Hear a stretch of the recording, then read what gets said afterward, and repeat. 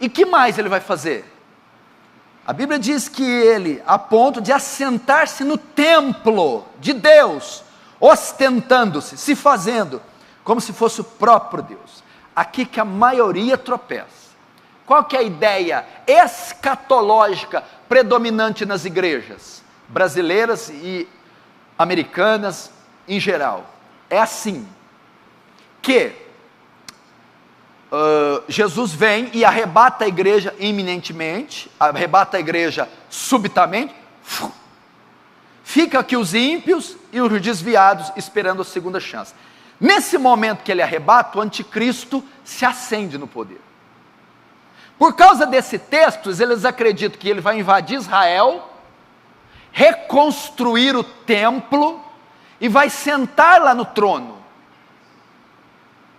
E vai governar o mundo a partir da cidade santa.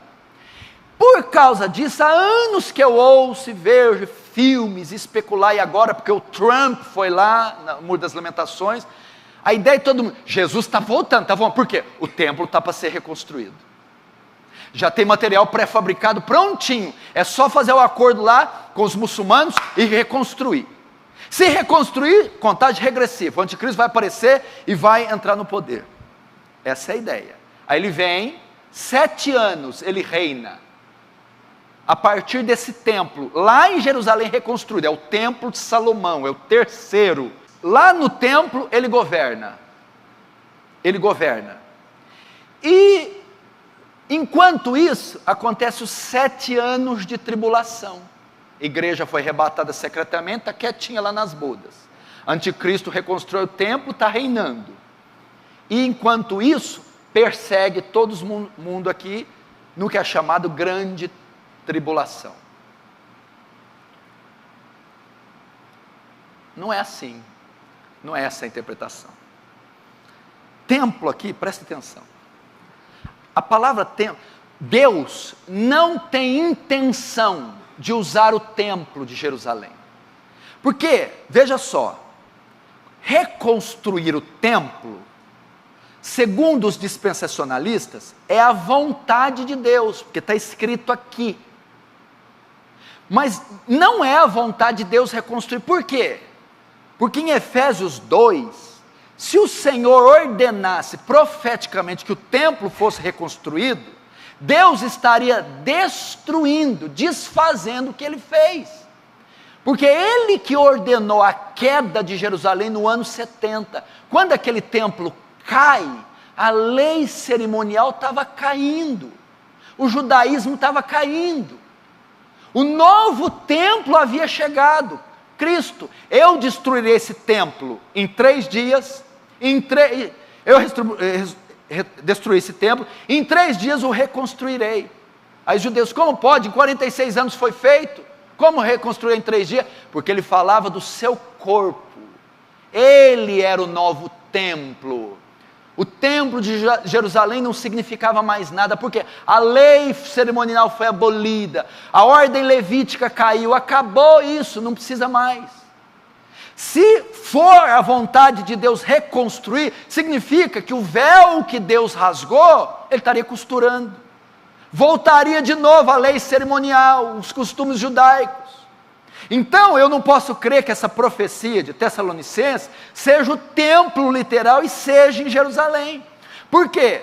Porque em Efésios 2, 13, se eu não me engano, diz, deixa eu ver, Efésios 2,14 diz que Ele destruiu o muro, a barreira de separação que existia entre os 2 povos, judeus e gentios, e entre os 2 fez um.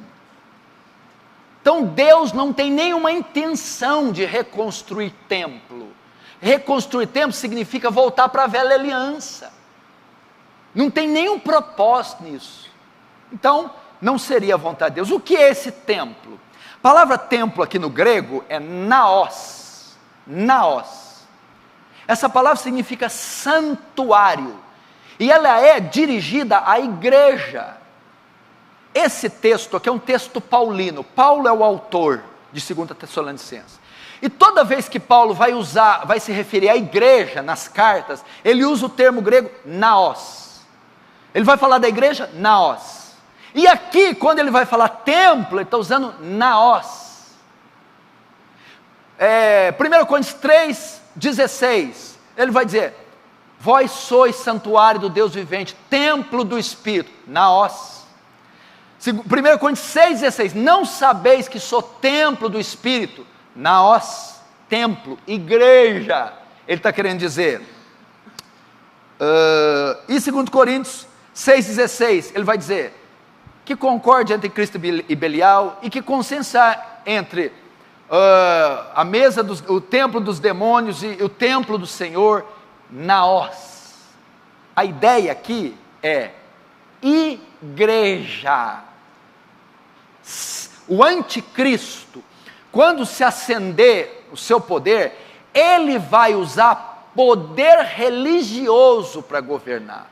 Ele vai tomar frente da igreja, ele vai falar em nome da igreja. Não é um lugar físico, específico, reconstruído em Jerusalém, não. Ele vai se assentar no templo, vai tomar a liderança da igreja, dizendo que é o Messias da igreja, o Senhor da igreja, o Deus da igreja, e vai exigir adoração da igreja. Essa é a ideia aqui. Não é reconstrução do templo. Então, meus irmãos, tira esse negócio pastor, e se houver? Pode haver. O anticristo pode reconstruir o templo, o Macedo já reconstruiu, pode outro reconstruir, mas isso não vem de Deus, não é cumprimento profético, não é a vontade dele, não tem nada a ver com o que está escrito aqui, ainda que você veja reconstruindo. O anticristo não tem intenção nenhuma de ir para Jerusalém, reconstruir, sentar lá.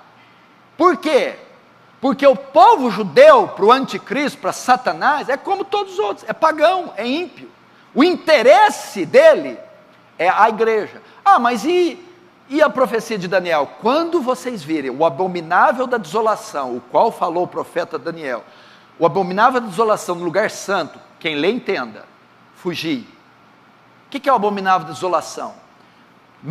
No lugar sagrado. Quando vocês verem o templo ser profanado, sabei que a perseguição vai começar. Isso aconteceu primeiro, quando? Aconteceu no período dos Macabeus. Antíoco Epifânio invade o templo e ele sacrifica um porco lá.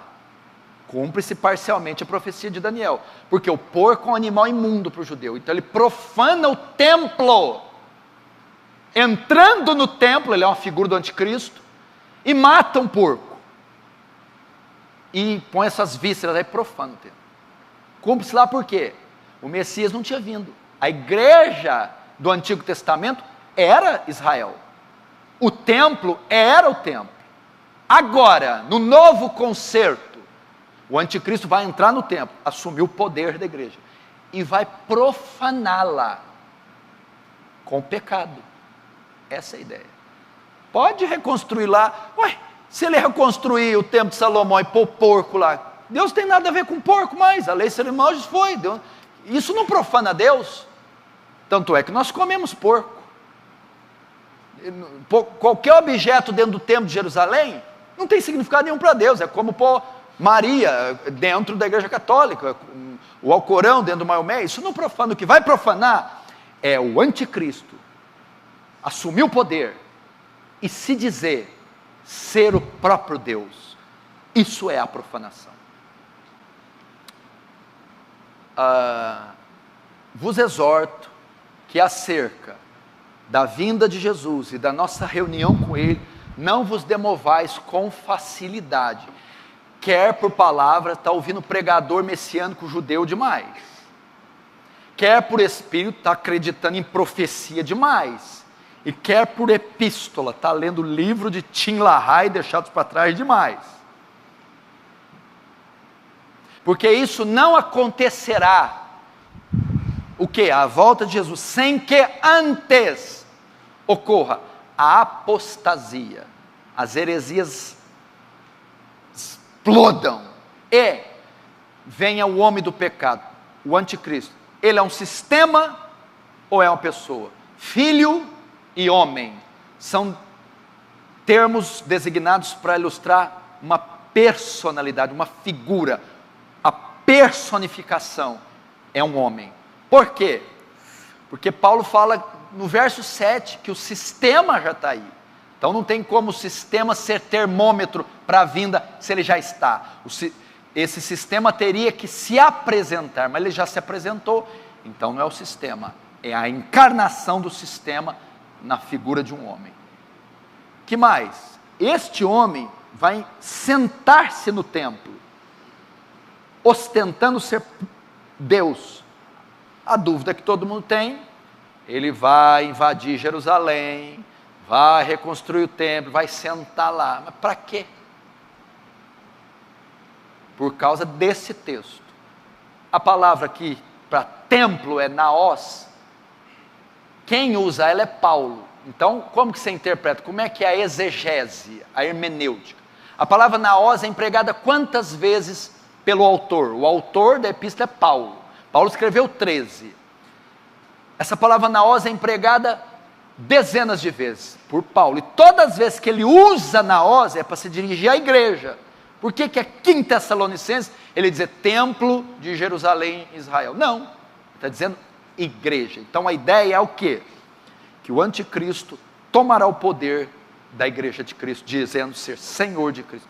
Isso é ostentar ser Deus. Antes de você fechar o vídeo, eu tenho um recado muito importante para você. Talvez você assista os vídeos do canal há muitos anos e ainda não é inscrito. Então, eu te convido agora mesmo a se inscrever. Basta você clicar no botão vermelho aqui embaixo do vídeo e inscreva-se. E para você receber novas notificações de novos vídeos do canal, acione o sininho que está à direita deste botão.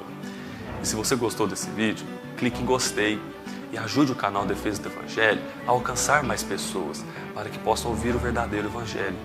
Deus abençoe você e um forte abraço.